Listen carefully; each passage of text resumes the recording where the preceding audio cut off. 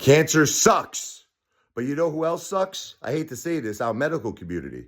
You know, when my wife was in the hospital, you know what they told me? We don't want to treat her anymore. The cancer spread too much for surgery. She had an obstruction in her brain. We can't put chemo directly in her brain. We don't want to do radiation because we can't get her there because she's too weak or she's on a ventilator or blah, blah, blah, blah. We can't do nothing for her. All right. I did research online. I found chemotherapy through an IV called T-DXD.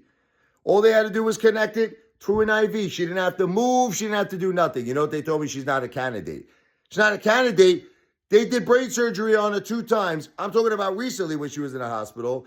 And they put this thing, it was called an EVD, a temporary port, because she had hydrocephalus. The liquids in the brain were getting stuck because of the tumors. And then they did the permanent one, which is called a shunt. And she did those operations like a champion. She did it with a big success. And they're telling me, well, we can't do the IV. We can't do chemo through an IV. She's not a candidate. She's not a candidate. It could have saved her life.